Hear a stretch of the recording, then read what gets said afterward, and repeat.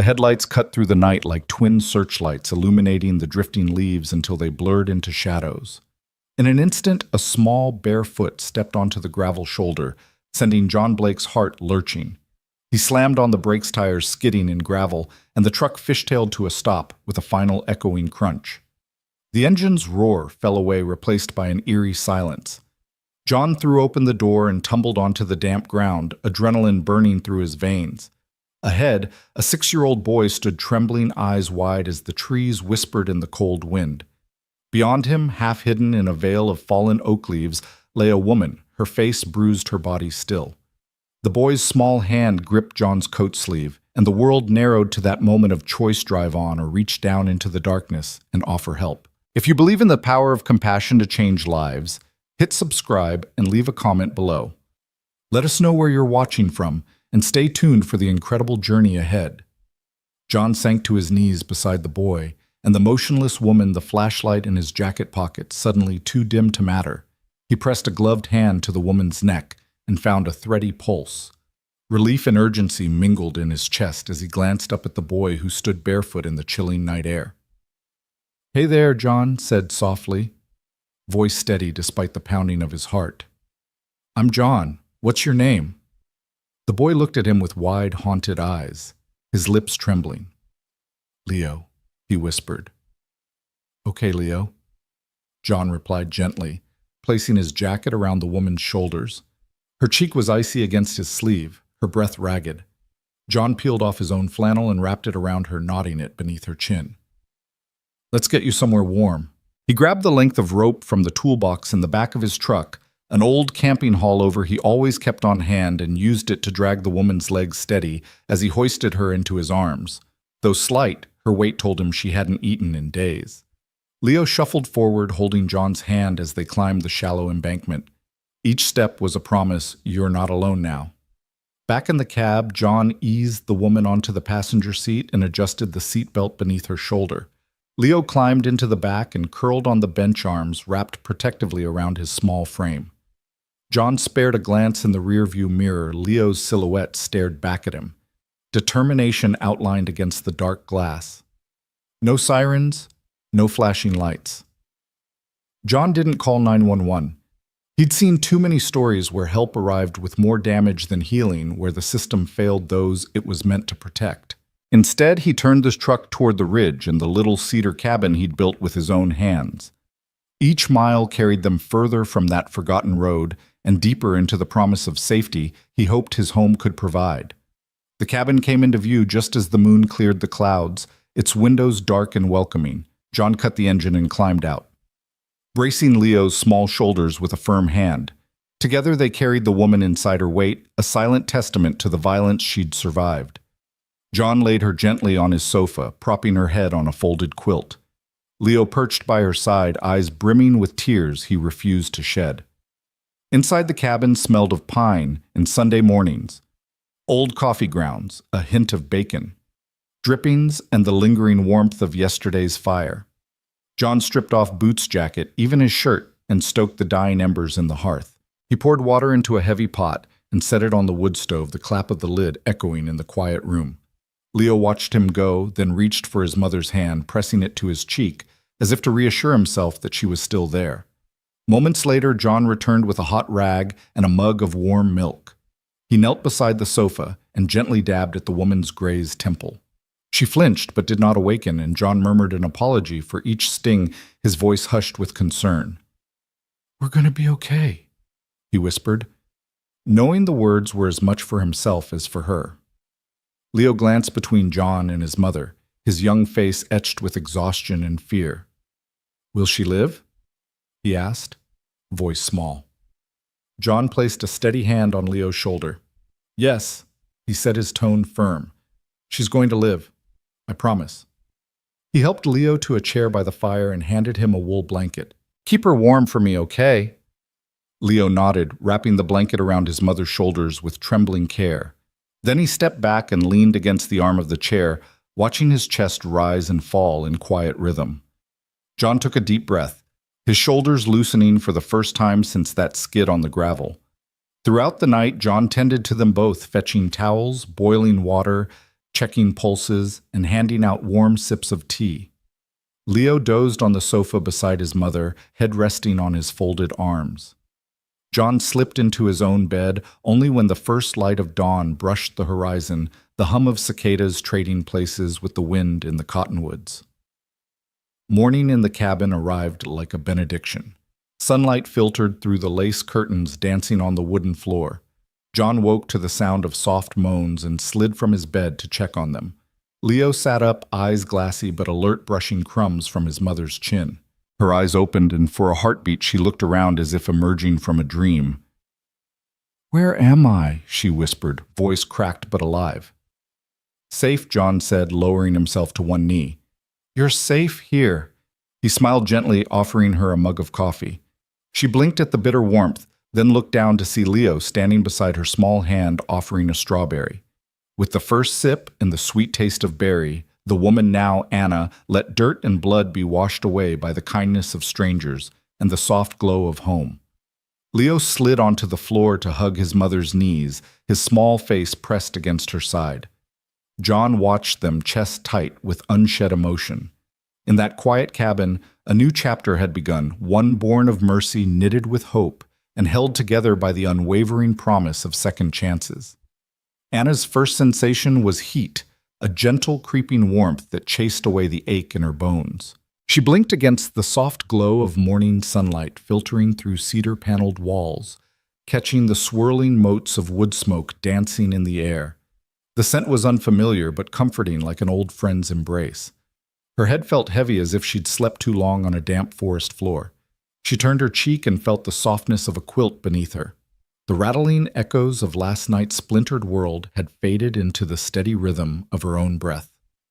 A low murmur drifted through the room, and she opened her eyes, fully startled to see a simmering cast-iron pot perched on the wood stove. Steam curled from its spout in lazy tendrils. In the soft clink of spoon against metal, she realized she was listening to the promise of soup. She attempted to sit up, but pain lanced through her ribs and forced her back onto the mattress. A groan escaped her lips. "Mom." A small voice quivered with concern. Anna's eyes focused on a little girl standing in the doorway. Golden curls tumbling around a face framed by big, curious eyes. 6-year-old Emily Miller, John's daughter, crept forward, holding a bowl in both hands as though it contained the world's most fragile treasure. "It's okay," Emily whispered, voice steady, with a kindness that belied her years. "Soup's cool enough now. You should eat." She offered the bowl like a gift. Anna's throat felt parched. She tried to speak, but only a dry rasp emerged. Emily's lip trembled. "Here," she said, lifting the bowl to Anna's lips and tipping it gently so the fragrant broth brushed Anna's tongue. Warmth spread from her mouth down to her chest. She closed her eyes, savoring each sip. The taste was simple vegetable salt, perhaps a hint of herbs, but it was nourishment, not just for her body, but for her soul. Nearby, John appeared in the doorway, worn jeans and a flannel shirt dusted with ash. His shoulders slumped as he took in the scene, his daughter offering soup to a stranger. The stranger's eyes glistening with gratitude and pain. Without a word, he crossed the room and knelt beside Anna, resting a steady hand on her arm. "How do you feel?" he asked, his voice as soft as the quilt beneath her. Anna blinked twice, gathering strength. "Hungry," she managed. "And safe." John's eyes softened. He glanced at Emily and then at Leo, who stood behind his mother in the dim hallway, clutching the blanket John had wrapped around him. The boy's lips pressed into a firm line, eyes guarded. John nodded and rose. "That stew should be ready soon," he said. "I made enough for all of us." He turned and called over his shoulder, "Emily, can you help me with the spoons?" Emily nodded and darted off. John knelt again, placing a mug of warm water at Anna's side. "Drink," he said. "It'll help the pain." As Anna sipped, John dipped a clean rag in the pot of hot water and wrung it out, then pressed it gently to her bruised cheek. The heat stung, a sharp reminder of bruises that had not yet faded, but Anna found herself leaning into the comfort of his careful touch. He wiped her brow, his eyes meeting hers in a silent promise. "I won't let anything happen to you." The cabin door creaked open, and Emily returned cradling a wooden bowl and a carved spoon. Behind her came Leo, stepping softly, dreadlocks damp with dew from the night's crawl through nowhere. His eyes were cautious, calculating whether this place was truly safe. When he saw the bowl Emily carried, though, something fluttered in his chest. He held out his hand and Emily placed the second bowl in it. Together they approached Anna and John. "Thank you," Anna whispered to Emily, voice thick with gratitude. She swallowed the rest of the broth and placed the bowl on the small table beside the bed. I don't know how to repay you." Emily shrugged. "You don't have to." Then more quietly, "It's what Dad would do." She slipped away, leaving Anna's words hanging in the air. John stood and smoothed the front of his shirt, almost like a father stifling tears. "Let me get you something clean." He disappeared into the bathroom, returning with a folded set of jeans and a soft shirt. Anna caught her breath at the simple generosity of it. Dirt and blood still stained her clothes from yesterday's horror. She accepted the garments, fumbling with them, uncertain of her body's ability to dress itself. Leo hovered in the entryway, shoulders rounded. He spoke in a hushed tone. "Mom, can I stay by you?" He took a step forward, vulnerability cracking his voice like thin ice. Anna looked at him and stroked his hair, matted and chafed. "Of course," she said, voice strong despite her weakness. John returned and offered to help. Together they lifted Anna from the bed, supporting her weight as she changed into the fresh clothes. Each movement brought jolts of pain, but John made no hurry. He tied the jeans waistline gently, then helped her into the shirt, protecting her bruised ribs from sudden jolts of fabric. When they finished, Anna recognized tears in Leo's eyes, mirrored in Emily's. She grasped Leo's cold hand and squeezed. "You're safe here," Anna whispered to Leo, then to John and Emily. "Thank you." John nodded. "You're part of this family now, the same as she is." He put his hands on both children's shoulders. "We look after each other." They settled around a rough-hewn pine table as the stew bubbled over in its pot. The three children, Emily, Leo, and Anna, ate quietly, sharing steamy spoons of stew. John watched them, pride and relief shading his expression. When Leo finished his bowl, he looked up at Anna. "More?" he asked softly. She nodded, placing her hand on his back. Emily scooted close. "Here," she said, ladling a second serving into his bowl. "You need it." With full bellies and calmer hearts, the tension in Anna's body eased. She let out a long breath. Leo hummed a soft tune, the first melody that had sung in his lips since their flight. Emily joined in, clear and bright. John stepped to the doorway and called into the kitchen, "Can I get you anything? Honey tea bread?" Anna shook her head. "No, John. This is perfect." She leaned back in her chair to watch Leo and Emily's dancing silhouettes in the firelight. In the surrender of her walls, she found herself trusting these new companions. After the meal, John cleared the table while Anna and the children moved to the sofa by the hearth. He returned with blankets and pillows. "Why don't you rest here for a bit?" he suggested. "I'll fetch some towels and water for a bath." Anna agreed, and John disappeared. Alone with the children, Anna felt something she hadn't dared feel in months: belonging. Leo nestled into her side, small hand tucked into hers. Emily pressed her cheek to Anna's shoulder. Together they closed their eyes and listened to the fire crackle and the wind sigh outside. In that simple moment, surrounded by kindness, warmth, and safety, Anna realized she was no longer alone in a hostile world. John returned quietly with a basin of hot water soap and fresh towels. He knelt beside Anna, filling the basin and testing the water's warmth. With professional gentleness, he washed the dried stains from her hair and face. The act was intimate, a gesture of trust neither of them took lightly. Anna closed her eyes and let the soap and water carry away the residue of fear and pain.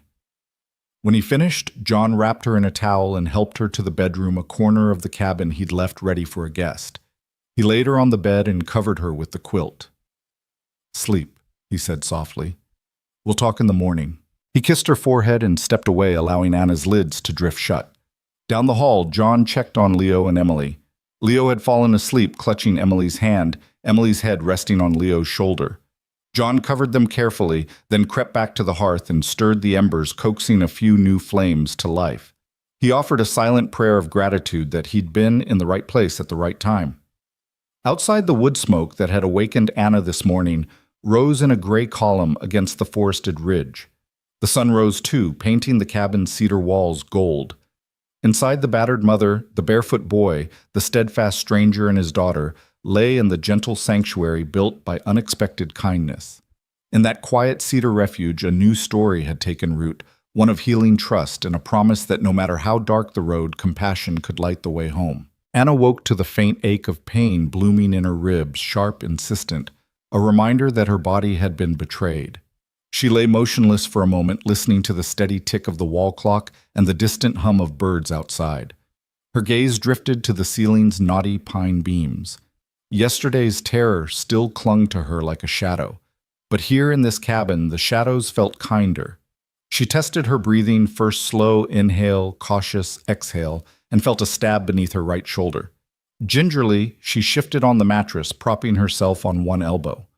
Metal and cloth protested under her weight.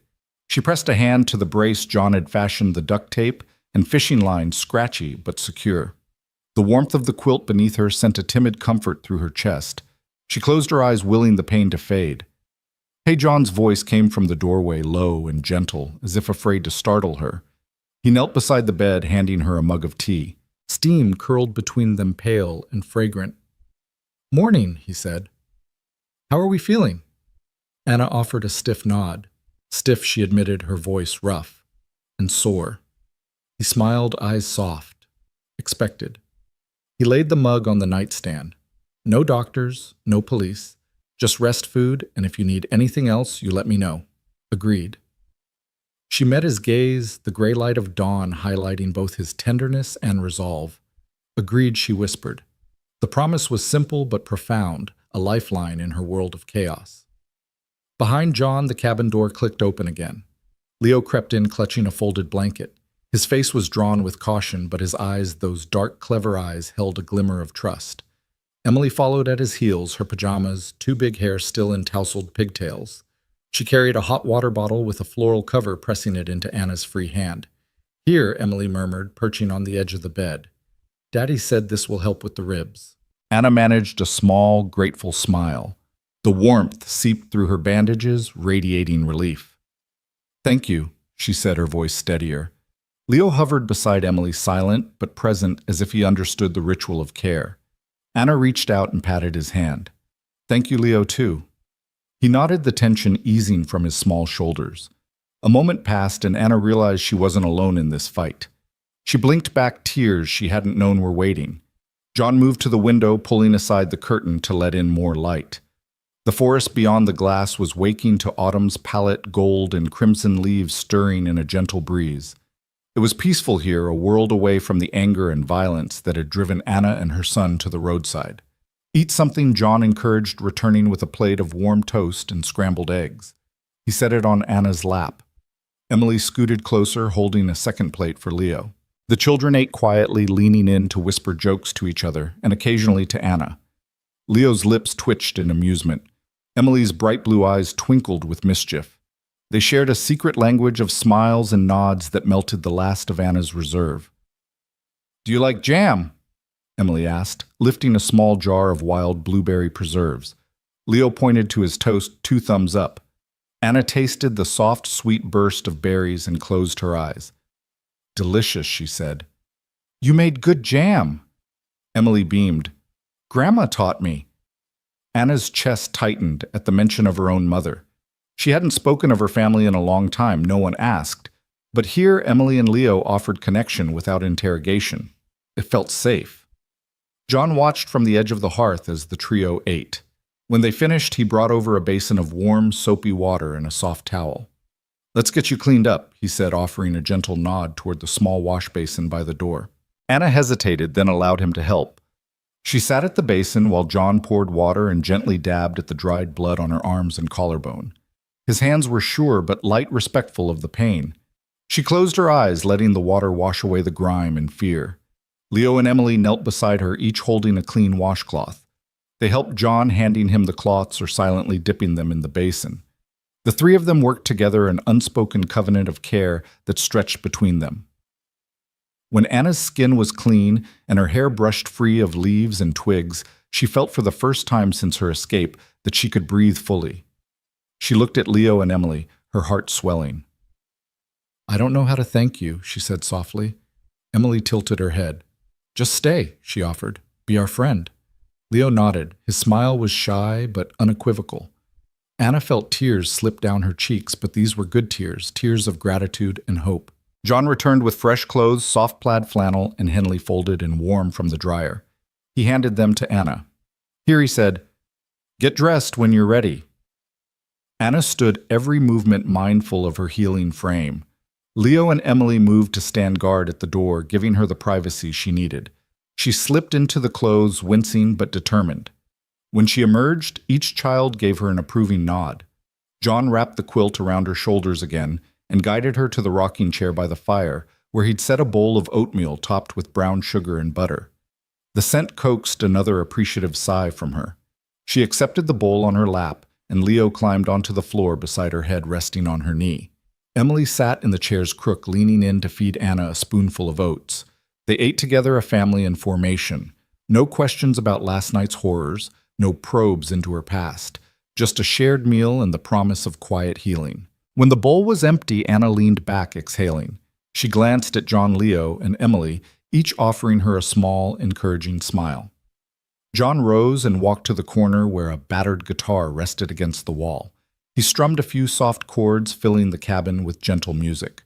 Leo's eyes shone as he recognized the melody from last night's humming. Emily reached over to touch Anna's arm. They're singing for you, she said. Anna closed her eyes, letting the music wash through her. In the silence between the notes, she heard something fragile, stirring hope. The promise that here in this cedar refuge, she and Leo could begin to stitch the fragments of their lives back together. No system, no courtroom judgments, no whispered rumors in sterile hospital halls.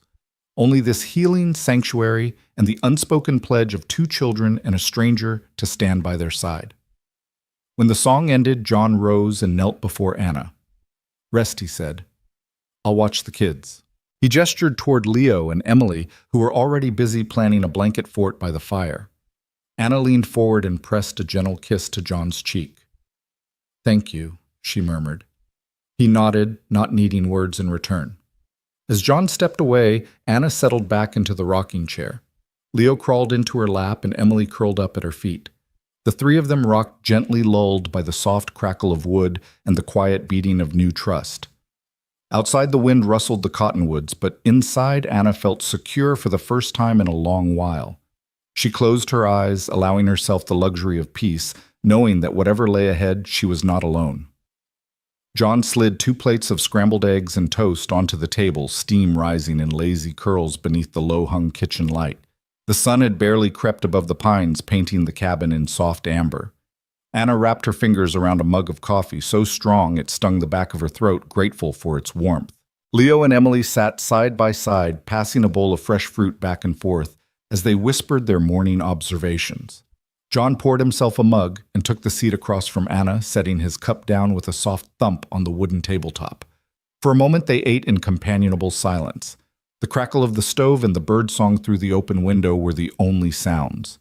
Anna's fingers toyed with the handle of her mug, twisting it in slow circles. The bruise on her cheek had faded to a bruised purple, and she flexed a rib cautiously, no sharp twinges today.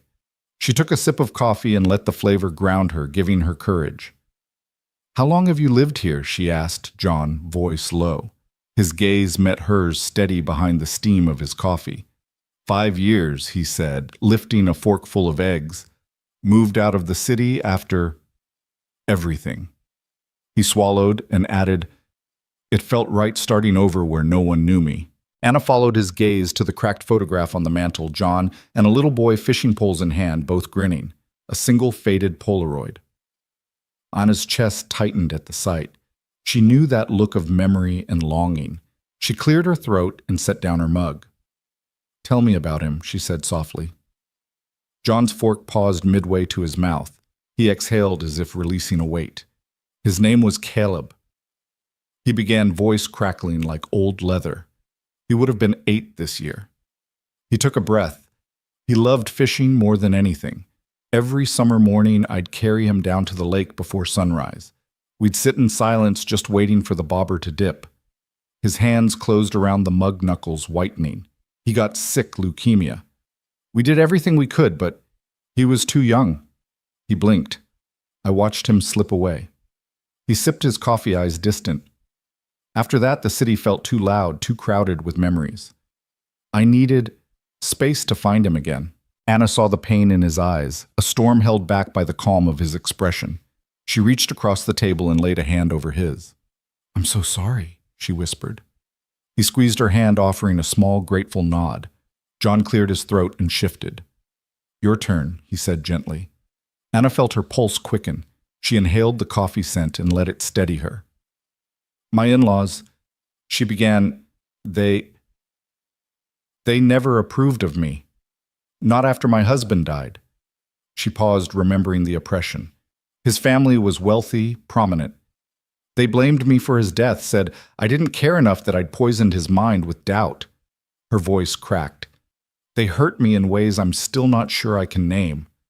One night they locked me in the pantry, no windows, no phone, until I promised I'd give up my son." She drew a shaky breath. "I knew they'd hurt Leo next, so I ran. We drove until the lines on the map stopped making sense." John's brow knit. "You ran all the way here?" She nodded. "By myself with 6-year-old Leo in the back seat crying for breakfast. We had nothing but snacks and a prayer." Her eyes filled with tears. "I thought this was the end, but then you stopped." Her voice trembled. "You saw us. You stopped your truck." John pressed his lips together, blinking away his own tears. "You shouldn't have had to run," he said softly. "Nobody should." Anna swallowed and found a measure of strength in his words. "I didn't know if I could keep you safe," she admitted. "I thought hiding was the only way." She looked at Leo and Emily, heads bent together, oblivious. "But Leo, he deserved more." John nodded. "He deserved safety." He rose from the table and pulled a folded note from his pocket, placing it before Anna. "I found this in your purse." She opened it, a drawing Leo had made last night, 3 stick figures under a heart. Her heart clenched. "It says, 'Thank you, Daddy,'" John said. Anna's tears spilled free. "He's already forgiving me," she whispered. John knelt beside her again, brushing her tears with his thumb. "You're doing more than surviving," he said. "You're giving him a home." Their eyes locked in a promise neither spoke aloud. Outside, the wind stirred the pines in soft applause. Anna exhaled, feeling her broken pieces knit with John's own. In that cabin kitchen over coffee and scrambled eggs, 2 battered souls had found refuge and shared stories. They had shed the worst of their pasts into open air and discovered at last that surviving could mean learning to breathe again together. The late afternoon light slanted through the workshop's high window painting, dust motes gold in the air. Shelves of gauges, oil cans, and half-finished wooden toys lined the walls. In the center stood John Blake's workbench, a sturdy slab of oak scarred by decades of chisels and hammers.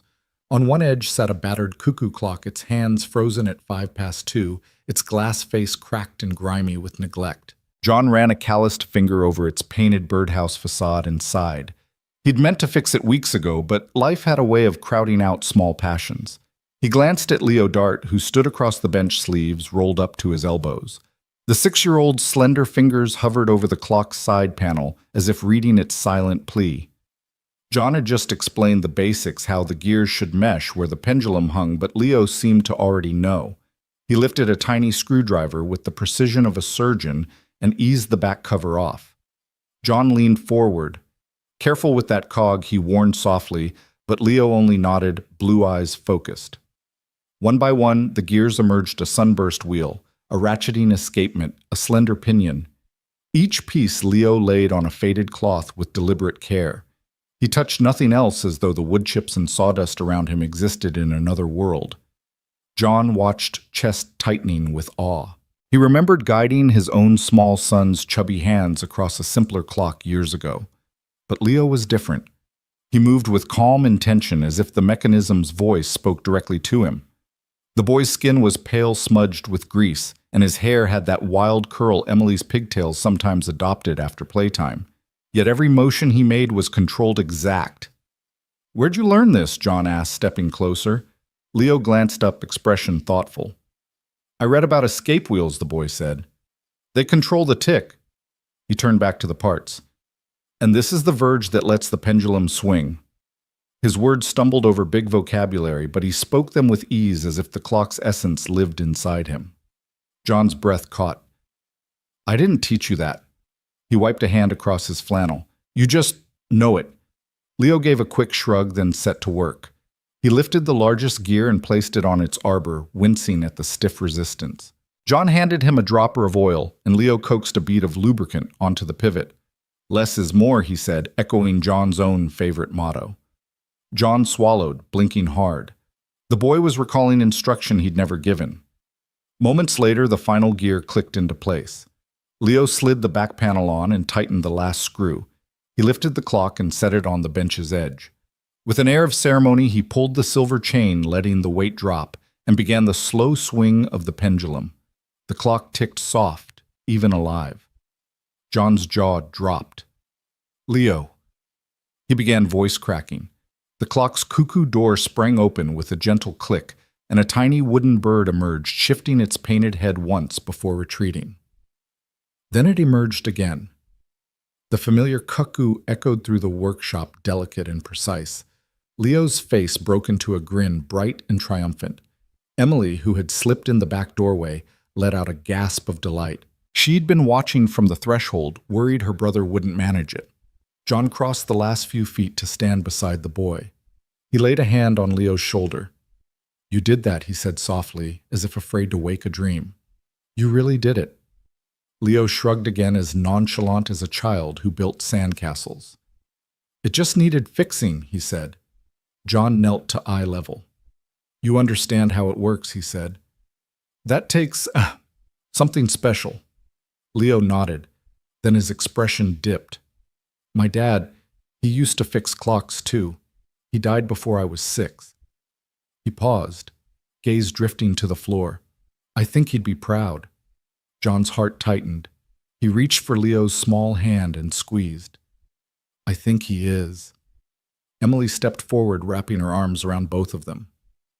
Can we hang it in the cabin? She asked.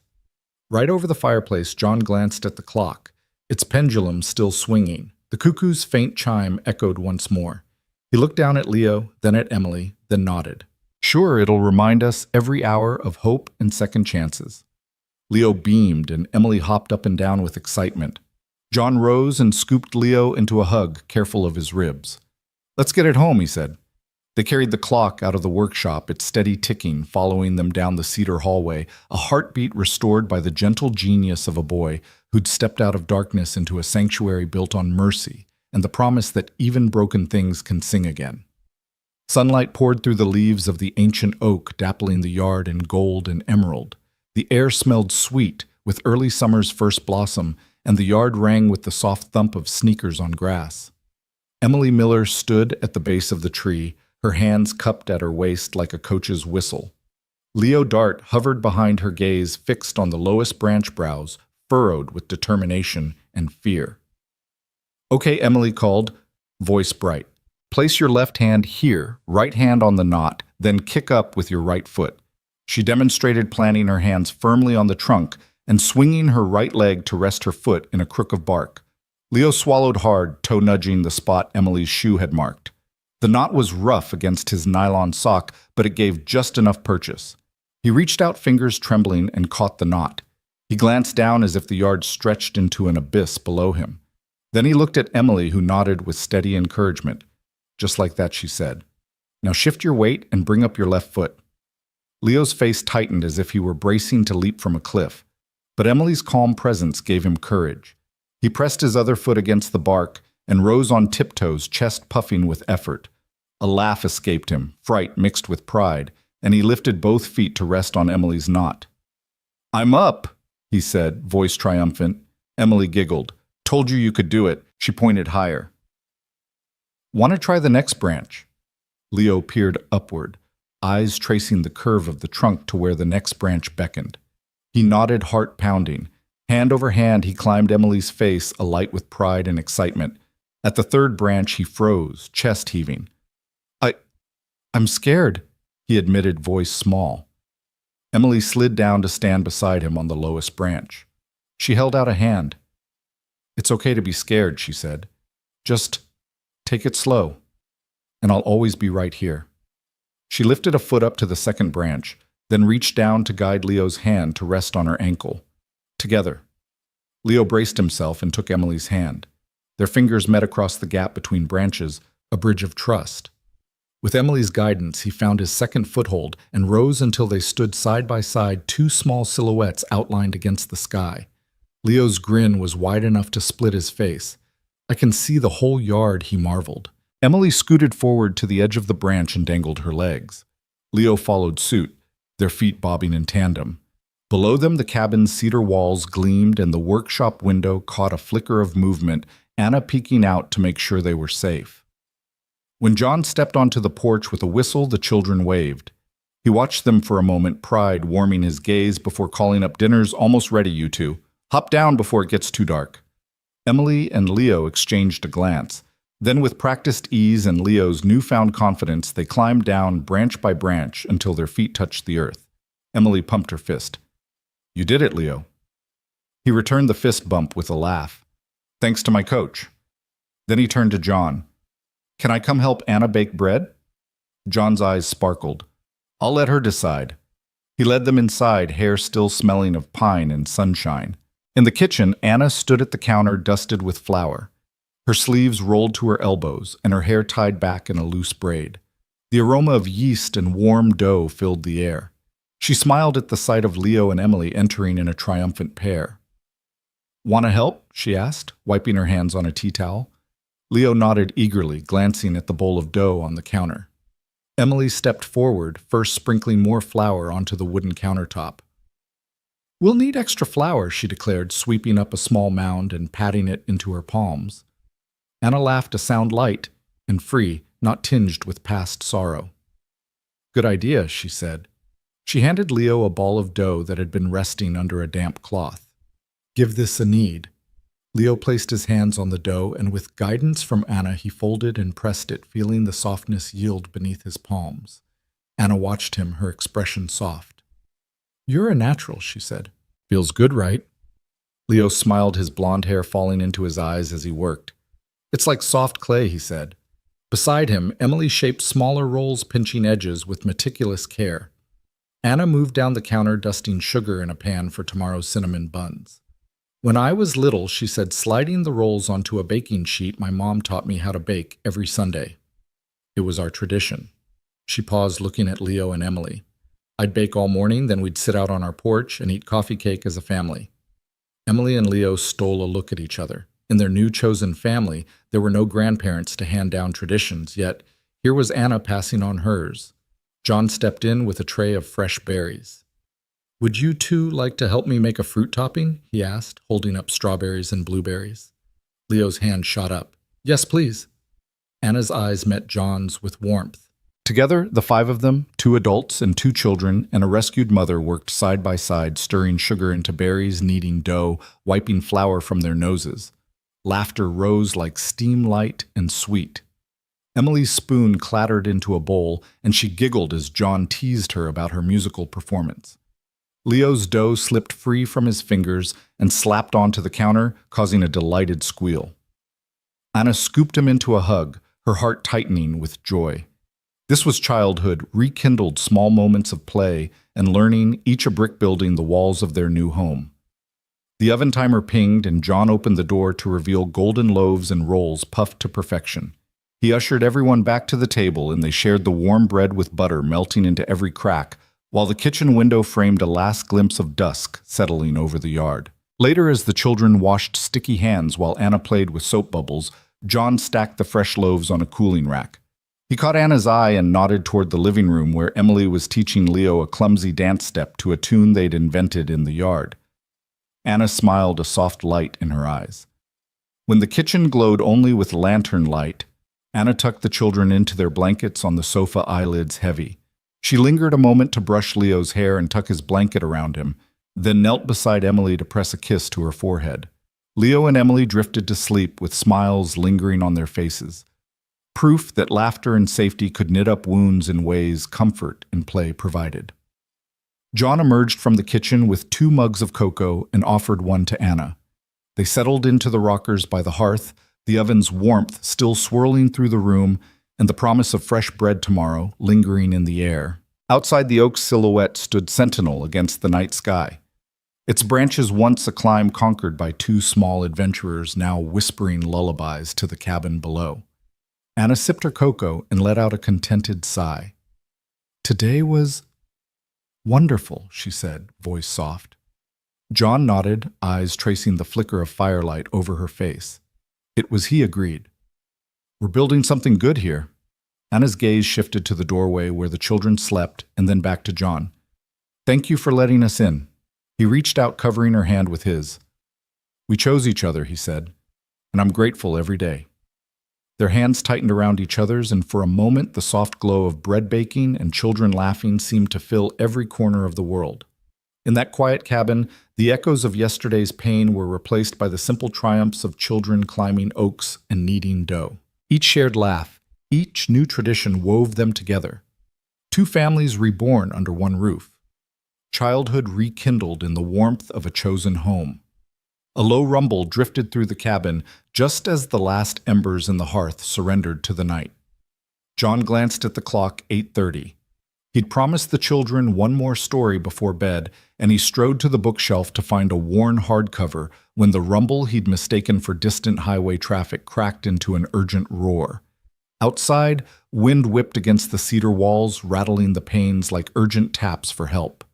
Anna stood in the kitchen doorway, hand on the frame, as fat drops began to pelt the roof. "Is that thunder?" she asked, voice tight with tension. Leo and Emily had abandoned their fortress of couch blankets, standing frozen by the fireplace. John set aside the book and crossed the room. "Looks like a storm's rolling in," he said, pulling a lantern from the countertop.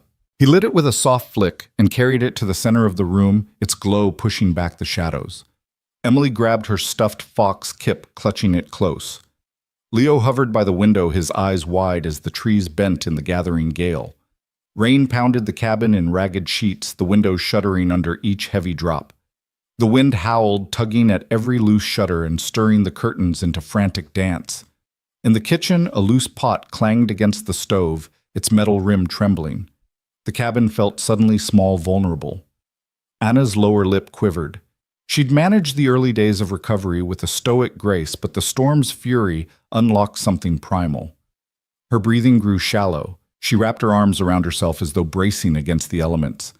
"John," she whispered, voice shaking, "I can't do this." John dropped to one knee before her, gently lifting her hands away from her sides. "Hey," he said, voice calm but firm. "This is our home." He paused, letting the lantern's glow catch the mixture of fear and tears in her eyes. "You're safe here. You're not alone." He wrapped an arm around her shoulders and drew her close, careful of her healing ribs. Anna leaned into him, closing her eyes. "It's so loud," she breathed. "It's like it's chasing me." He brushed damp hair from her forehead. "I know." He shifted, pulling her toward the rocking chair Sal was once carved into. "Come sit with me." He guided her to the chair and she sank into the cushions. He sank beside her, the lantern between them. The wind's roar crescendoed, and in the pitch black beyond the windows, lightning jagged the sky. A crack sounded somewhere overhead, wood groaning under the storm's weight. Emily pressed Kip into her mother's lap, and Leo climbed onto the other side of John's chair, settling between his knees. John drew a slow breath, feeling the children's soft bodies breathe against him. He touched Anna's hand. "Tell me what you need." Anna swallowed. "I need this to stop." Her voice trembled with exhaustion. John's jaw tightened. "We can't stop the storm," he said quietly. "But we can ride it out together." He wrapped his free arm around both children. His hand drifted to Leo's hair, stroking the damp curls. "We're a team in here." Emily nodded against Anna's chest. "A storm team," she said in a half-whisper, as if declaring a secret club. Leo looked up in his small face solemn. "We keep each other safe," he agreed. Outside, a deafening crack spiked the air. Somewhere a tree limb splintered under the wind's weight. The cabin lurched with its thunderous landing. Anna squeezed her eyes shut, heart hammering. "Focus on us," John murmured. He began a soft, rhythmic humming, an old folk tune Caleb used to love. His voice was low, almost drowned in the storm, but the melody was familiar. Anna recognized it instantly. She'd heard the three of them sing together long ago. She reached for the children's hands and hummed along a fragile thread, weaving them together. Leo and Emily exchanged a glance, feet brushing. They hummed, too tentative but growing stronger in unison with John's baritone. Anna joined in, her voice shaky but true. The cabin filled with human warmth, a counterpoint to the storm's rage. Then in the heart of that solidarity, Leo's small hand slipped from John's and darted toward the front door. He shifted himself out of the rocking chair. "Wait!" Emily called, her voice urgent beneath the melody. John paused, peering at Leo. "Where are you going?" he asked. Leo's face went white. "Kip," he said. "I left him outside by the oak. I need to save him." Anna's chest tightened. Rain lashed against the door. The wind roared as if daring him to step outside. John's hand clenched around Leo's arm. "It's dangerous," he said, worry and pride wrestling in his tone. The storm, Leo's eyes glowed with fierce resolve. "He's my fox," Leo said. "I have to save him." Anna braced herself against the arm of the rocking chair. "Be careful," she called, voice small but firm. John nodded, lifting Leo into his arms. "All right," he said. "Let's go."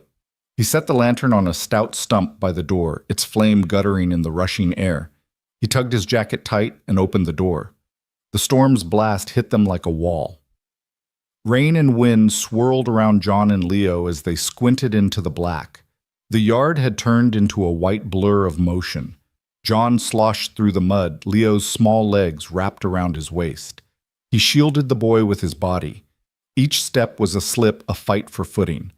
Lightning arced overhead, revealing the oak's massive trunk and shattered branches, then vanishing into deeper darkness. John found the spot where Leo had left Kip, the ground bare under the oak's roots. Leo pointed body leaning against his father's shoulder. There, half buried in the mud, was the little fox, its fur matted, but its stitched button eye intact. John set Leo down carefully. "Stay low," he instructed, crouching to pat Leo on the back. "I've got you." He knelt and lifted Kip, mud-dripping and fabric-worn. Leo snatched the toy, pressing it to his chest like a lifeline. "Got you," Leo whispered, voice brimming with relief. John rose, chuckling despite the cold. "Good rescue," he said, lifting Leo back into his arms. He tucked Kip into the boy's jacket pocket. "Let's get back inside." Wind whipped around them again, but John and Leo sprinted wobbly, urgent steps toward the cabin light. Inside, Emily and Anna opened the door, faces aglow with worry and happiness. Emily wrapped Leo in a blanket as John let him down. Anna took Kip, brushing the worst of the mud from its fur. Leo held Kip to his chest and looked at Anna. "He's safe now," he said proudly. Anna's eyes filled with tears. "Yes, he is," she said, handing Kip back to Leo. She pulled him into a hug. "You're safe too," she added, cheek pressed to his hair. John closed the door against the storm. He moved to the rocking chair and gathered Leo on his lap, patting his back as the wind pounded the walls. Emily pressed against Anna's side, the three of them forming a circle of warmth. Anna wrapped an arm around Emily and draped the quilt over all of them. "We weathered it," she said softly, "together." John smiled, voice thick with feeling. "Storms don't break us," he said. "They show us what we're made of." Outside, the thunder subsided to distant growls, and the rain softened to a steady drum. Inside, the cabin glowed with lantern light and the soft breathing of a chosen family. Leo's fox lay nestled in his arms, a symbol of courage reclaimed. Anna closed her eyes, drawing strength from John's steady heartbeat beside her. Emily drifted to sleep, holding Anna's hand. In the hush that followed the storm, the cabin felt unbreakable, a haven forged by solidarity, courage, and the quiet promise that no matter how fierce the tempest, they would face it as one. That night, after the storm's fury had finally subsided to soft patters on the roof, Anna found herself unable to sleep. The flicker of the lantern in the hallway called to her, and she slipped from the rocking chair where Leo had dozed in John's arms. Emily was curled up on the sofa, still clutching Kip's small body against her chest. John lay in the spare room, snoring softly. Every part of this cabin exuded safety. Wood smoke, warm quilts, and the low hum of trust, but Anna's heart danced with unease. She wandered into John's workshop, the lantern casting long shadows on sawdust-flecked shelves. Her eyes fell on the old tin box he kept on the highest stack of crates. It was battered, but the latch still gleamed silver in the lantern light. John had told her it held his late son's keepsakes photos, letters, stray mementos. Curiosity and trepidation warred in Anna's chest. She climbed onto a stool and lifted the lid. Inside were postcards from distant fishing trips, a set of his son's first baby shoes, and a creased black and white photograph of John's wife pressing a tiny hand to a rocking cradle. At the bottom lay an envelope so out of place it made her fingers tingle, thick cream stock embossed with Marchand Industries in dark charcoal print. Her breath caught her late husband's family name, Marchand, burned in her memory. She let her fingertips trace the raised letters. She lifted it out, heart pounding. The paper felt heavy as though weighted by untold secrets. She tucked it beneath her shirt and silently retreated to the cabin's living room, where John was folding blankets by the hearth. The fire's low glow played across his features, warm and familiar. Anna stood in the doorway, the envelope pressed to her chest. John looked up, expression bleary. "Can't sleep?" he asked, voice thick with concern. Anna swallowed. There's something I need to ask." She held out the envelope. "What is this?" John's eyes widened as he recognized the stationery. He rose and crossed to her, heart thudding. "Where did you find that?" he asked quietly. "In your workshop," Anna murmured. Her pulse pounded so loud she feared he might hear it. I didn't mean to pry." John closed the distance, and Anna saw a flash of grief in his eyes. Then something else, an unspoken question, etched on his face. He reached out, touched the envelope with gentleness. "That arrived the day after I buried my son," he said softly. "I never opened it." Anna's chest tightened. "Open it," she urged. His hand hesitated on the latch, and in that pause, Anna realized this letter carried more than condolences. It bore the potential to reshape everything. John lifted the flap. The single sheet inside was written in fine, slanted script. He cleared his throat as Anna pressed close, lantern light trembling on both their faces. He read Mr. Blake. "My name is Edward Marchand. You do not know me, but we share a bond of loss. My son Michael was married to Anna Dart, your guest, and our boy's mother. After his passing, I thought I'd lost her as well. I have carried regret for not stepping forward when she needed protection. Enclosed is an invitation to meet, if she so chooses, and for our grandson Leo to claim his rightful place should he wish it in the Marchand legacy. No pressure, only a path offered. Sincerely, Edward Marchand." Anna's knees threatened to buckle. She sank onto the sofa, pressing a hand to her mouth. "Michael," she whispered. Her husband's name had been Marchand, an heir to one of the country's largest enterprises, and Leo was the grandson of the family patriarch Edward Marchand himself. She thought of the in-laws whose cruelty had driven her and Leo to this cabin's refuge. It was their name she carried, their inheritance Leo was born into. John knelt beside her. "I'm so sorry," he said, voice thick. He gently removed the letter and held it between them. "I never knew. I'm sorry I never told you." Anna shook her head, tears leaking free. "I didn't either. I didn't want to drag Leo into that world. I thought running would keep him safe." Her voice cracked. "But that letter..." She swallowed hard. "It changes everything." John offered her a ragged towel. She accepted it and wiped her tears. "Will you read it again?" she asked, voice small. He nodded. He retrieved the letter and read the lines once more, louder this time, for Anna to hear every promise and apology Edward had penned. Anna closed her eyes, letting the words wash over her. Each sentence carried the weight of abandonment and of hope. When he finished, silence settled heavy between them. Leo stirred on the sofa, blinking up at them. Emily opened one eye and yawned. The children's presence reminded Anna what mattered most, their safety and belonging. She reached for the letter. "I need to think," she said softly. She opened the letter again, touching Edward Marchand's signature as though it were a lifeline. John scooped the letter from her hands and slipped it into his pocket. "You don't have to decide tonight," he said kindly. "Whatever you choose, we face it together." Anna nodded, her heart a whirlwind of fears and possibilities. The cabin's warmth held them close as rain tapped gentle rhythms on the roof. She glanced at Leo, who hugged Kip, and peered at the envelope in John's pocket with wide curiosity. She pressed a kiss to his forehead. You belong to me, she whispered, voice sure, and to this family. She looked at John, gratitude shining through her tears. Thank you for being here, for not letting them take us. He took her hand, linking fingers. You're home, he said simply. Here, you're safe. In the hush that followed, Anna's mind raced with all the ways her son might claim his legacy. But for now, she would sleep on the promise of a meeting that might bring healing from past wounds. She leaned into John's warmth, the envelope's secret resting between them, like a promise that nothing hidden could resist the light of kindness and courage. Anna woke before dawn, the marshland mist curling around the cabin like whispered regrets. She lay in the bed John had prepared for her, staring at the ceiling's cedar planks as memories pressed in the slam of her in-laws' front door, their whispered promises to make things right. The panic in Leo's eyes as she drove through the night. She shivered not from cold but from the weight of history. How could she ever face a courtroom again? How could she reclaim her name when it had been bent into accusations and lies? A soft knock on the door roused her. John slipped inside, coffee tray in hand. Leo lay sleeping beside Emily on the sofa, their small faces smooth with innocence. John set the tray down on the nightstand and perched on the edge of the bed. Morning, he said quietly, offering her a mug. Anna took it with both hands, breathing in the roast's comfort. I couldn't sleep, she admitted. I keep seeing their faces, my in-laws, and hearing their threats.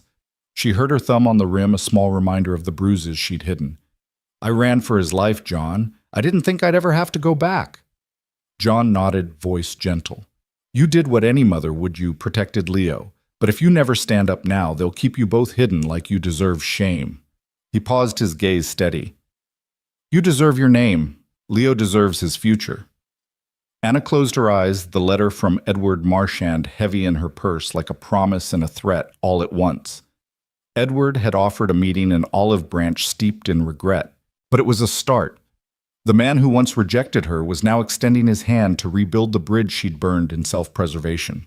She set her coffee down and swung her legs over the bed. I'm scared, she confessed.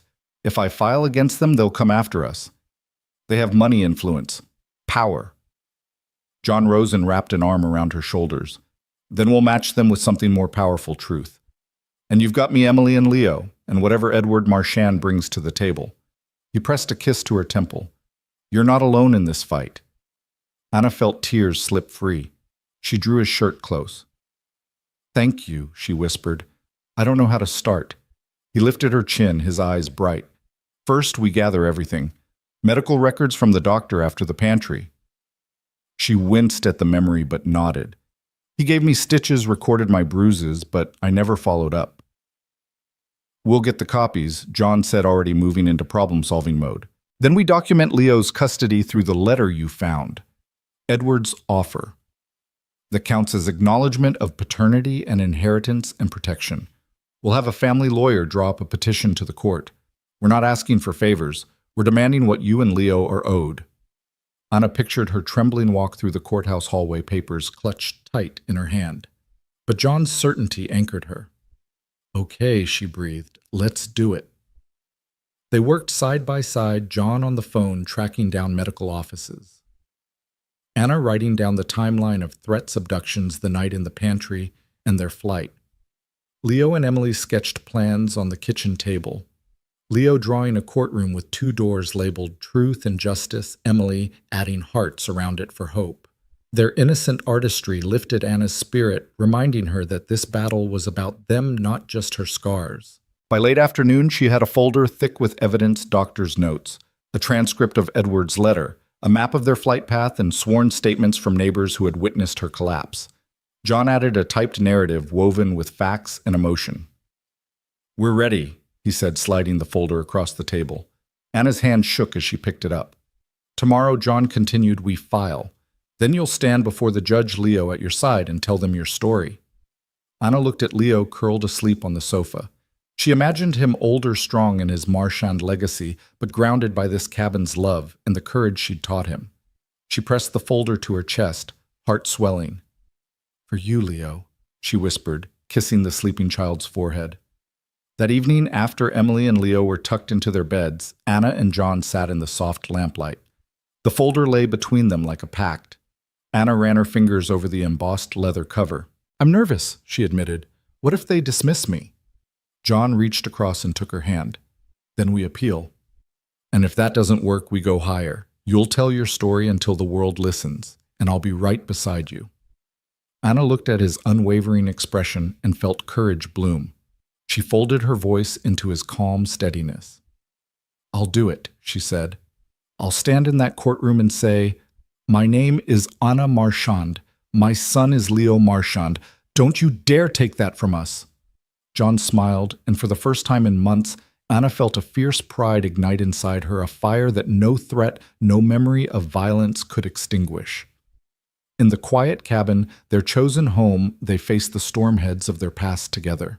Tomorrow they would step out into a new dawn of truth, and no matter how powerful their opponent's solidarity and love would carry them through. A soft hum on the gravel driveway woke Anna before sunrise. She peered through the frost-laced window of John's cabin to see headlights slicing through the pre-dawn gloom. A long, low silhouette materialized under the oak branches, a vintage Rolls-Royce silver shadow chrome glinting in the headlight beam. Anna's heart stuttered. She pulled on boots and wrapped her robe tight, racing outside to meet John, who fumbled with the lantern. The Rolls-Royce glided to a stop as if it were sliding on ice rather than stones. The engine cut off and the world held its breath. John stepped onto the porch lantern held high, followed by Anna and Leo, bleary-eyed and clutching Kip the fox toy. Emily hovered behind them, clutching her blanket.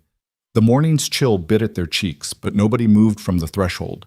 The car door opened without a sound, and a tall man emerged, cane in hand, silver hair combed back from a dignified face. His dark overcoat hung perfectly over a tailored suit, and despite his years, he stood ramrod straight. Anna recognized him immediately. The patriarch Edward Marchand had spoken of her late husband's father, William Marchand. John swallowed. Mr. Marchand, he said quietly, stepping forward and offering a tentative handshake. William Marchand's eyes, still sharp beneath dignified brows, rested on Anna's face, then Leo's. Mr. Blake, he replied, voice calm but resonant. He shifted his cane, then extended his free hand to Leo. Good morning, Leo. I'm your grandfather. Leo's small face froze an adult word unpacked in one breath. He glanced at Anna, searching her expression. She nodded, heart pounding. Leo took William's hand and shook it with surprising firmness. William's gaze softened. Thank you for answering my letter, he said, voice pitched to carry to Anna's ears. I realize I owe you an apology, Anna. His eyes met hers with no shield. I failed you and my son when you needed protection. I cannot change the past, but I can offer my regret and my support. Anna's throat tightened. She recalled those threats from her in-laws, the coldness that had followed her husband's death like a shadow. I thank you, she said softly, voice brittle with memories and confusion. William turned to John. I arrived without lawyers, without fanfare, no power plays. I come as a family man. He tipped his head toward the rolls. It's yours now, Leo. A trust has been set up in your name. Education funds property, the whole Marchand legacy. But I want him to grow up here in this cabin with his mother and Emily. He looked directly at Anna. He needs no deserved stability and love above all else. John exchanged a glance with Anna. Surprised relief, perhaps gratitude. He does, John said, voice gruff with emotion. This home has given him hope. William nodded. Then he will remain here until he chooses otherwise. He sheathed the umbrella in his coat and extended the cane to John. Would you help me with my luggage? Together. John and William stepped toward the car, where a leather bag waited on the running board. William lifted it with ease, belying his years, then limped toward the porch. Anna led the way back inside, Leo trailing behind his grandfather's cane taps. In the warmth of the cedar-paneled living room, William set the bag on the floor. Emily offered him a chair, and he accepted it with a gracious nod. Leo slipped his hand into Anna's uncertainty flickering across his small face. Anna squeezed his hand, guiding him to perch on the arm of William's chair. William studied Leo as though reading a beloved book. Your grandfather may be flawed, he said quietly, but he is here now. He unclipped a small velvet box from his coat pocket and opened it, revealing a simple silver signet ring. This was your father Michael's. He always found it how to carry responsibility with grace. I want you to have it, Leo, when you're ready. Leo's eyes tracked the ring, then locked with William's steady gaze. He nodded slowly, and William lifted his hand, pressing the ring onto Leo's small finger. It slipped on snugly. The boy's face shone with awe. A rumble of engines drew their attention to the window. Two black SUVs rolled into view, the only sign of security William had left behind. He followed Anna's gaze and stood. "They'll wait outside," he said, voice low. "Security protocols unfortunately unavoidable." He turned back to the family circle. "But right now I am just a grandfather. I'd like to get to know my grandson." Anna's eyes brimmed with tears. "Thank you," she said, voice catching, "for staying out of politics." William offered a small, wry smile. "I've learned that some battles are fought best with kindness." He looked at John. "And I owe you my gratitude, Mr. Blake, for protecting my daughter-in-law and grandson." He reached out his cane and placed a knot in John's shoulder. "Thank you." Outside, the security detail shifted, a reminder that their moment of family peace existed within a larger world. But inside, Anna drew Leo close into her lap, and Emily climbed beside her. John and William stood behind them, a circle solidified by shared experience and renewed bonds. William paused as if weighing the moment. Then, in a voice gentle enough to hush the room's very walls, he spoke again. "Leo, you are more than the Marchand name. You are your mother's son and beloved by those who choose you. Never forget that." The boy nodded, eyes shimmering, and Anna pressed a kiss to his temple. John laid a hand on Anna's shoulder, and the three adults shared a quiet look, a pact silent but unbreakable. Then William leaned back, the signet ring glinting silver against Leo's sleeve. "Shall we have breakfast? I hear Mrs. Blake makes an excellent stew." John laughed quietly. "It's stew again. But I'll happily make it." Emily clapped her hands. "Yay, breakfast in blankets." Laughter warm and rich filled the cabin, a chorus of new beginnings woven with lessons from past failings. Outside, the security detail kept its distance as the Rolls-Royce stood guard on the gravel. Inside, three broken lives had found a way to mend in unity, bound by mercy, courage, and the promise of a chosen family. Sunlight filtered through the barn's weathered slats, painting long stripes across the dusty floorboards. The makeshift stage, a plank of stained oak resting on hay bales, stood ready beneath a banner crudely painted with bright letters. "Welcome." Neighbors, children, and even the judge, who had ruled in Anna's favor, milled through folding chairs, anticipation humming like bees in the warm air. Today was the ribbon cutting for the Ridge Hollow Learning Center, but before that Leo Marchand would speak the words that sealed his pledge to the name he'd chosen. Anna stood just off stage, smoothing her skirt with trembling hands. Her heart pounded not with fear, she'd weathered far darker storms, but with pride. Only days ago, she'd sat before a skeptical courtroom, her bruises documented and her in-laws' cruelty laid bare. She'd presented medical records, sworn statements, even the letter from William Marchand acknowledging his grandson's rights. When the judge's gavel fell and declared her victory, granting full custody of Leo and forever severing her in-laws' hold, Anna had wept with relief. Now that same shining determination burned in her son's eyes. John stood beside her, his hand resting lightly on her shoulder. Across the barn, Emily clutched her grandmother's old camera, ready to capture every moment. Anna took a deep breath, feeling the echo of every hardship she'd endured dissolve in the light of this new day. Leo emerged. Then his young frame dwarfed by the barrel-stave lectern but unbowed. He wore his polished shoes and the simple silver signet ring resting on his finger, Michael Marchand's ring, now his. He lifted both arms in a practiced gesture, and the crowd stilled an expectant hush falling over them. "Thank you all for being here," Leo began, voice steady, eyes bright under the barn's peaked roof. "I'm Leo Marchand. Until recently, my name meant nothing to me but pain and secrets. But now it means something I've earned, and that's why I'm not just accepting it. I'm vowing to earn it." He paused, letting those words settle. "I promise to honor the name Marchand through kindness, through hard work, and by helping others learn just like you helped me." He lifted Michael's ring to touch it. "I will make it my own, not by inheritance, but by my deeds." A ripple of applause swept through the barn. Anna felt tears prick her eyes as Leo stepped down each small stride, a testament to his courage. She joined John on stage, putting a hand to her son's shoulder. The judge rose from his seat, stepping forward to cut the ribbon stretched across the doorway. It fell away in a flourish of scarlet silk, and the crowd cheered. Inside, sunlight flooded the newly restored barn-turned schoolhouse. Rows of mismatched desks, old doors repurposed into writing surfaces stood ready. Bookshelves lined the walls filled with donated volumes of every stripe, encyclopedias, storybooks, textbooks. A battered globe perched at the front, its equator ring scuffed from countless maps traced by eager fingers. Children darted between desks, marveling at the chalkboard's clean slate and the promise of lessons yet to come. Anna watched as William Marchand knelt beside a little girl, showing him how to swing chalk at the board. Though still guarded by his cane and his security detail, his smile was genuine, a man humbled by his grandson's vow. He caught Anna's eye and nodded, and she returned the gesture in unspoken truce and gratitude for this second chance. John moved through the aisles, greeting families who once hesitated at the rustic workshop door, but now beamed with hope. Neighbors brought warm casseroles, fresh fruit, and armfuls of school supplies.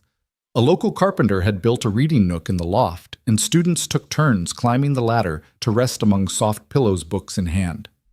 Leo found Anna and John near the hearth, a repurposed wood stove heater transformed into a reading corner. He leaned into Anna's side. "I did it, Mom," he whispered. Anna kissed his temple. "You did more than do it, Leo," she replied. "You showed us all what this name can become." Emily crept up behind them, camera in hand. She snapped a photo. Anna's proud smile, John's steady presence, Leo standing tall with his ring. It was the image of a family remade. As the morning gave way to afternoon, John called everyone to gather for one final moment. He climbed onto a crate, clearing his throat. "Thank you everyone for making this possible," he said, voice carrying across the barn.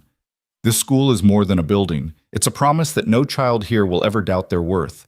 We'll learn math and reading, history and science, but most importantly, we'll learn compassion and community." The crowd answered with applause that shook the rafters. Anna's eyes brimmed as she looked around at the faces she'd once feared, faces now turned to fellow travelers on the path of rebuilding.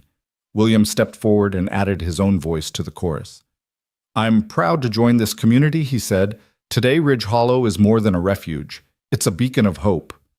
Leo climbed onto John's shoulders, pumping his fist. "Welcome," he shouted, echoing the banner above the doorway. Laughter and cheers followed, rising to meet the sunlit rafters, as if the barn itself joined in celebration. That evening, after the guests had gone home, and the last desk folded away, the four of them, Anna, John, Leo, and Emily, sat by the crackling hearth with mugs of cocoa. The quiet was different now, full of possibility, no longer heavy with fear. Leo bounced the ring on his finger as Emily recounted her favorite moments from the day. John stretched out on the rug, tracing the grain of the wood. Anna sipped her cocoa, heart swelling with gratitude. They closed their eyes to the warm glow, drawing in the shared triumph. Outside the barn stood silent under the early evening sky, a new heart beating within its walls. And inside, a chosen family held each other close, the crescendo of their homecoming echoing in every corner, promising that every name, no matter how broken, could become music in the right hands. The sun hovered low in the sky, stretching the day into a golden haze that draped the cabin in honeyed light. On the porch rail, a small mobile of paper cranes fluttered in the breeze. Each one a letter from William Marchand in the city, sent to Anna and Leo with gentle updates on the Marchand Foundation support for their new school. Inside, Emily's laughter rang like wind chimes drifting from the kitchen, where she and Anna kneaded dough for evening biscuits. John watched them from the doorway, his heart full, as he held the latest letter in his hand, green ink looping across the page with fond gratitude. "Your community has become my greatest teacher."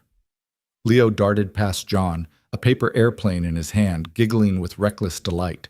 He launched it toward the far wall, where it arced and landed with a soft thud beside the bookshelf. Emily turned to cheer him on. Again, Leo, again. The paper crane above them dipped in time to their joy, as if the cabin itself were joining in celebration. Anna set down the rolling pin and wiped her hands on her apron, her braided hair glowing in the evening light. "Looks like someone's ready for a flight lesson," she teased, leaning against the counter. John beckoned Leo over, ruffling his curly hair. "All right, Captain," he said, offering the letter. "Time for dispatches from the city." Leo slid onto John's lap, eyes bright with anticipation. He unfolded the letter carefully, as if it were a treasure map, and read aloud, "Dear Leo, Emily tells me you've mastered the paper plane. Perhaps you'll teach me next time I visit. The Foundation's summer reading program has your school at the top of its list. Keep building, keep dreaming. Your grandfather William." He handed the letter back with solemn pride. Emily applauded. "That's amazing. We're famous." She circled Leo, then swept into the hallway to gather her own letters. Dozens of crumpled crayon-scribbled pages meant for the Marchand office's invitations to picnics reports on how many school supplies they'd made, doodles of tractors and solar systems. She launched one at John's forehead, giggling as it bounced off his temple. "That one's from me," she said, grinning. "It's a drawing of our school." Anna swept Emily into a hug, catching the paper airplane on its return trajectory. "And it's perfect," she whispered. Night settled over the hill, and the cabin's windows glowed like lanterns calling home weary travelers. Inside, boards creaked with the weight of happy feet as the family gathered around the hearth. John retrieved a dusty tin from a shelf and handed it to Anna. "Remember this?" he asked. Inside lay the first letters Anna had ever written, urgent, tear-stained pleas to Edward Marchand that had sounded hollow against her in-laws' threats. Now those letters felt like relics of a past life preserved to remind her how far she'd come. Anna traced the edges of those pages. "Look at how afraid I was," she murmured. She turned to Leo and Emily, who nestled beside her. "I wrote these because I didn't know if we'd have a tomorrow. But today," her voice cracked with emotion, "today feels like forever's worth of tomorrows." Leo leaned forward, pressing a hand to the tin's lid. "Can we send copies to Grandpa?" he asked. Anna nodded, smiling through tears. "We can do more than that," she said. "We can show him our school's first newsletter, our field trip, our science fair." She counted on her fingers and the art show we're planning for next month. She paused, looking at John. "There's no end to what we can share." Emily snuggled against Anna's side. "We're a real family," she said, voice muffled in the quilt. "All of us." John slipped an arm around Anna's waist and kissed her temple. "Family reborn," he murmured. "From a roadside rescue into something beautiful." Outside, the crickets sang their nightly chorus, and the mobile of paper cranes sighed on its string. The cabin's walls had once echoed only with silence. Now every surface vibrated with life. Even the old cuckoo clock in the corner, rebuilt by Leo's steady hands, ticked confidently, marking each second of renewal. As the last light bled from the sky, Anna stood and turned off the lamp by the hearth. Leo and Emily yawned in unison. John lifted Leo into his arms and carried him down the hall to the guest room where a small cot waited beneath a window stenciled with stars. Emily lingered with Anna in the doorway, hair the color of dusk lips pressed to her mother's cheek. Emily offered Anna a folded paper crane, a final letter for the night. Anna took it, her heart full, and kissed her daughter good night. The hallway light clicked off, and the cabin fell into a hush that felt sacred, a blanket of peace after the storm of their lives. In that hush, Anna and John stood side by the window, watching the stars emerge like promise. Leo's soft breathing came from the cot. Emily's steady heartbeat echoed from the room beyond. The world had been harsh, unyielding, but in this place, through kindness, courage, and unwavering solidarity, a family had been reborn. Under summer's long luminous sky, letters and laughter wove their way between cabin and city, binding past regrets to future dreams. The echoes of giggles, like fragile fragments of music, filled every room once haunted by sorrow. From that roadside rescue to the triumphant ribbon-cutting crescendo, 3 wounded hearts had found their melody again, and in their chosen home they would sing it together endlessly.